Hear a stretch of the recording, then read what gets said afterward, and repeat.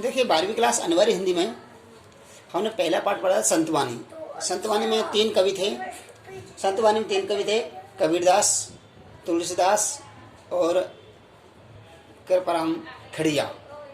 3 कवि थे। 3 कवियों की हमने रचनाएं पढ़ी और आज पढ़ेंगे 3 कवियों की क्वेश्चन आंसर, इस पाठ के, संतवानी पाठ के प्रश्न उत्तर। देखिए सबसे पहले प्रश्न है, वस्तुनिष्ठ प्रश्न है, आशा सापनी। आशा सापनी की औषधि। आशा सापनी की औषधि क्या है? देखिए आशा, आशा माने इच्छा होती है। क्या हो? इच्छा, जैसे तृष्णा कहते हैं। तृष्णा, तृष्णा रूपी जो सर्पणी है उसकी औषधि क्या है? संतोष। यदि हमारी इच्छाओं पर हम संतोष रख लें, इच्छाओं पर संतोष रख लें तो आशा को मार सकते हैं, आशा को समाप्त कर सकते हैं। तो ये किसकी होगी? इसकी औषधि होगी। ये किसकी होगी? औषधि। औषधि में दवाई। नेक्स्ट क्वेश्चन देखिए, कवि ने कस्तूरी व चीनी के माध्यम से मनुष्य के किन गुणों की ओर संकेत किया है? देखिए कवि ने कस्तूरी और चीनी के माध्यम से मनुष्य के किन गुणों की ओर संकेत किया है? देखिए इसमें जो गुणों की किया है, इसमें केवल जो गुण बताए हैं आंतरिक और बाह्य। क्या है? आंतरिक और बाह्य दोनों गुण बताए हैं। देखिए आंतरिक गुण तो इसके वो योग्य गुण, और जो बाहरी गुण है वो उसका रंग, रूप और आकार हो गया। क्या हो गया? रंग, रूप हो गया। ये तो बाह्य गुण है। और आंतरिक गुण क्या है? इसके गुण है। आंतरिक गुण क्या है? इसके गुण। तो इसमें कौन सा हो जाएगा? आंतरिक और बाह्य। नेक्स्ट क्वेश्चन है अति लघुत्रात्मक में। देखिए हंस के उदाहरण से कवि क्या शिक्षा देना चाहता है? हंस के उदाहरण से कवि क्या शिक्षा देना चाहता है? तो हंस के उदाहरण से कवि कहना चाहता है कि गुणों को अपनाने। क्या है? गुणों को अपनाने और अवगुणों को त्यागने पर बल दिया है। अर्थात गुणों को अपनाने और अवगुणों को त्यागने, अर्थात नहीं अपनाने का संदेश दिया है। तो यही इससे शिक्षा मिलती है हमें। देखिए हंस के तरह, जिस प्रकार हंस है वो पानी में से मोतियों को चुन लेता है, उसी प्रकार हमें अच्छे अच्छे गुणों को तो चुन लेना चाहिए और बुरे गुणों को त्याग देना चाहिए, उसे नहीं अपनाना चाहिए। ठीक है। अगला देखिए, नेक्स्ट है, मूल करो तलवार का पड़ा रहने दो म्यान। मूल करो तलवार का पड़ा रहने दो म्यान। ठीक है। तो इसमें देखिए, इसमें क्या है? मूल करो तलवार का पड़ा रहने दो म्यान से तात्पर्य क्या है? अर्थात इसमें देखिए बात की है, इसमें गुणों की बात की है कि हम क्या है, मूल तलवार का करते हैं, न कि म्यान का। म्यान का हम मूल नहीं करते, केवल किसका म्यान करते हैं? तलवार का। देखिए यहाँ पर साधु की जाति पूछने के बजाय हम क्या करना चाहिए? उसके ज्ञान की बात पूछनी चाहिए। साधु से जाति पूछने के बजाय हमें उसकी किसकी बात करनी चाहिए? हमें ज्ञान की बात पूछनी चाहिए। हमें ज्ञान की बातें ही पूछनी चाहिए और ज्ञान को महत्व देना चाहिए। नेक्स्ट हमारा देखिए क्वेश्चन है, कबीरदास ने संगति का क्या प्रभाव बताया है? कबीरदास ने संगति का क्या प्रभाव बताया है? कबीरदास ने संगति का प्रभाव बताया। देखिए कि संगति कभी निष्फल, यानी कि जो संत की संगति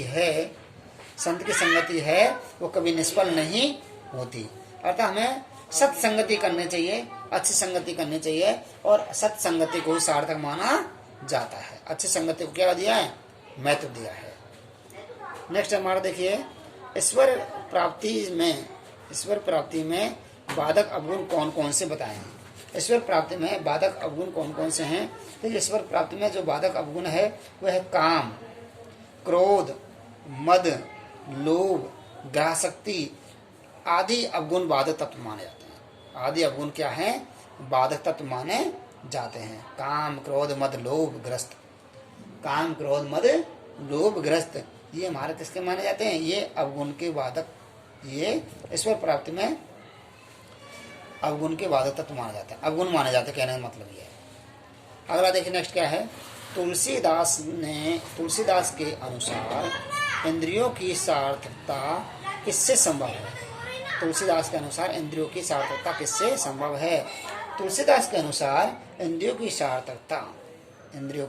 सार्थकता परमात्मा में लगे रहने से संभव है।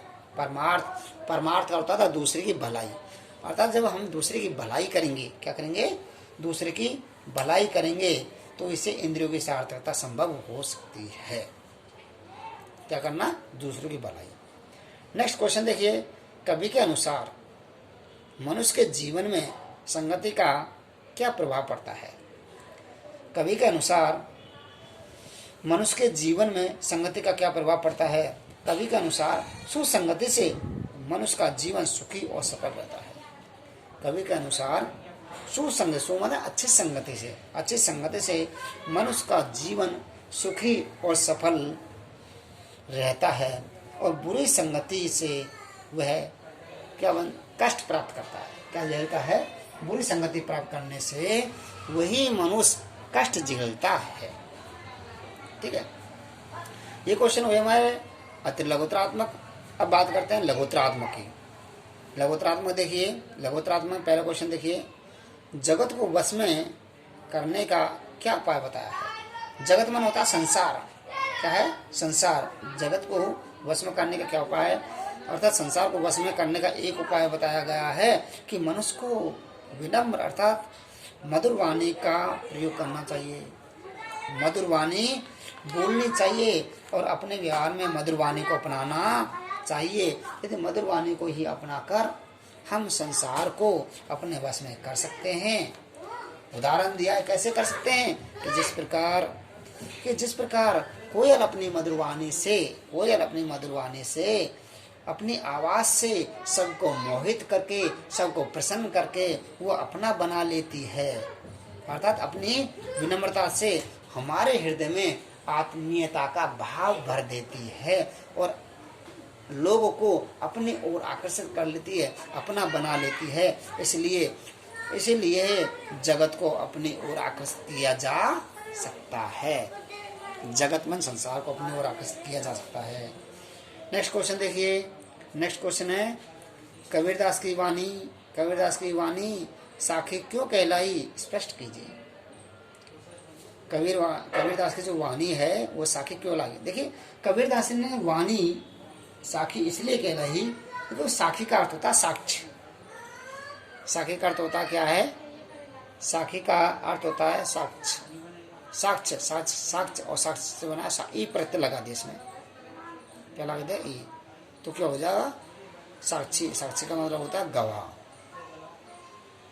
क्या होता है, गवाह। साक्षी का अर्थ होता है गवाह होता है। ठीक है, ये देखो साक्षी का अर्थ हो गया गवाह। ठीक है, साक्षी का अर्थ हो गया गवाह। अर्थात देखिए, कबीरदास ने अपनी साखी में ज्ञान की बातें की हैं, ज्ञान की बातें कही हैं। अर्थात ज्ञान के कारण आध्यात्मिक ज्ञान के कारण और हमें सच्चा ज्ञान प्राप्त करना है। क्या, सच्चा ज्ञान प्राप्त करना है और उसमें साक्षी मानकर ही अपनी वाणी में बातें कही है। साक्षी मानकर अपनी वाणी में बातें कही है, वो भी किसकी, ज्ञान की। कवि ने अपनी बुद्धि से नहीं बल्कि अपने अंतःकरण से साक्षात्कार आया, अंतःकरण से साक्षात्कार दिया है। ठीक है, अर्थात उन्हें ज्ञान के तत्व बताए, आध्यात्मिकता का बोध कराया है, अर्थात मनुष्य के अंदर ज्ञान की बात कही है। इसलिए ज्ञान की वाणी को ही साखी कहते हैं। क्या कहते हैं, ज्ञान की वाणी को क्या कहते हैं, साखी कहते हैं। नेक्स्ट में देखिए, नेक्स्ट है जाति ने पूछो साधु की, पूछ लीजिए ज्ञान। देखिए यहाँ पर वही कबीरदास का दो है, क्या कहा है ना, हमें कभी साधु संतों की जाति नहीं पूछनी चाहिए। यदि हमें साधु की पूछना है तो उससे ज्ञान की बातें करनी चाहिए, ज्ञान पूछना चाहिए। मोल करो तलवार का, पड़ा रहने दो मान। जिस पर हम बाजार में जाते हैं केवल तलवार का ही मोल करते हैं। किसका मोल करते हैं, तलवार का मोल करते हैं, नहीं कि म्यान का मोल नहीं करते हैं। इसलिए हमें साधु से जाति नहीं पूछनी चाहिए, अर्थात ज्ञान की बातें करनी चाहिए। नेक्स्ट देखिए, नदी नाव संयोग द्वारा तुलसी ने संसार में जीने का क्या तरीका बताया है। नदी नाव संयोग, देखिए नदी नाव संयोग तात्पर्य क्या है। देखिए यहाँ पर नदी नाव संयोग अर्थात तुलसीदास ने बताया है कि यहाँ पर देखिए इस संसार में भांति भांति के लोग रहते हैं, कि इस संसार में भांति भांति के लोग रहते हैं और वे तरह तरह की बातें करते हैं। इस संसार में भांति भांति के अनेक प्रकार के लोग रहते हैं, वो अनेक प्रकार की बातें करते हैं कि ऐसे लोगों को हिल मिल कर रहना चाहिए, जिस प्रकार नदी और नाव का संयोग होता है। जिस प्रकार नदी नाव का संयोग होता है और वो एक साथ ही संयोग के साथ रहते हैं, उसी प्रकार हम सब लोगों को मिलजुल कर ही नदी नाव की तरह रहना चाहिए। नदी नाव की तरह रहना चाहिए। कैसे? अर्थात मिलजुल करके ही अपना जीवन बिताना चाहिए। जिस प्रकार नदी नाव के साथ बिताती है, उसी प्रकार सब व्यक्ति को हिल मिल कर रहना चाहिए। नेक्स्ट क्वेश्चन देखिए, राम कृपा तुलसी सुलभ गंग सुसंग समान। क्या? राम कृपा तुलसी सुलभ गंग सुसंग समान। पंक्ति का भाव स्पष्ट कीजिए। देखिए यहाँ पर बताया गया है, राम कृपा तुलसी सुलभ गंग सुसंग समान। अर्थात कहने का मतलब यह है, यदि जब हम पवित्र स्वयं पवित्र होते हैं, अर्थात जब हम स्वयं पवित्र होते हैं, अर्थात गंगा के समान पवित्र होते हैं। क्या है? गंगा के समान पवित्र होते हैं। राम कृपा तुलसी सुलभ, अर्थात राम की कृपा से, तुलसीदास जी कहते हैं, राम की कृपा से गंगा नदी अपनी संगति में लेने से जल को अपने समान बना लेती है। क्या? अर्थात जल को अपने समान पवित्र बना लेती है। उसी प्रकार अच्छी संगति वाले मनुष्य एक व्यक्ति को अपने समान अच्छी संगति वाले बना लेते हैं। अर्थात जिस प्रकार गंगा नदी हरेक जल को अपने संगति में लेने से वह अपने समान पवित्र बना लेती है, उसी प्रकार अच्छी संगति वाले मनुष्य लोगों को अपने समान पवित्र बना लेते हैं। अगला देखिए, अब तो दादुर बोलिए हमें पूछेगा कौन। अर्थात देखिए यहाँ पर कोयल कहती है कि अब हमारा बोल नहीं है, हमारा बोल वाला नहीं है, क्योंकि अब तो समय किसका है? अब तो समय मेंढकों का समय है। क्योंकि जब वर्षा ऋतु आती है तो मेंढक टर टर टर टर बोलते हैं और उनकी आवाज़ में कोयल की वाणी दब जाती है। इसलिए कहती है कोयल कि अब हमारा बुरा समय है और बुरा समय पर हम इंसान को शांति रहना चाहिए। ठीक है? अतः धैर्य से जीवन व्यतीत करना चाहिए।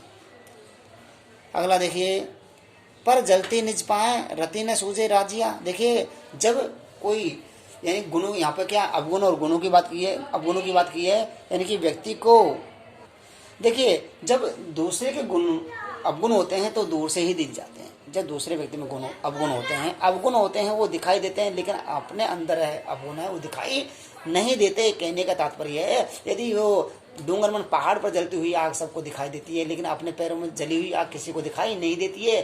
कहने का तात्पर्य यह है कि जब सामने वाले व्यक्ति के अंदर अवगुण होते हैं तो वो दिखाई देते हैं, हमारे अंदर अवगुण को छिपा लेते हैं, अर्थात वो दिखाई नहीं देते, हम उसको दबा लेते हैं। ठीक है? नेक्स्ट देखिए, मुख ऊपर मिठियास घटमा ही खोट घने। देखिए कुछ लोग ऐसे होते हैं स्वार्थी लोग, जो अपने सामने तो मीठी मीठी बातें करते हैं और पीठ पीछे हमारी खोटी करते हैं, हमारी चुगली करते हैं। ऐसे मनुष्यों से, ऐसे व्यक्तियों से हमें दूर रहना ही चाहिए। ऐसे व्यक्तियों से हमें दूर रहना चाहिए, जो हमारे मुख पर तो मीठी मीठी बात करते हैं और मुख के बाद में अर्थात पीठ पीछे बाद में हमारी क्या करते हैं, हमारी खोटी करते हैं, चुगली करते हैं। ऐसे मनुष्य को हमें दूर रहना ही चाहिए। Thank you. ये आपका क्वेश्चन आंसर हो गए। ठीक है?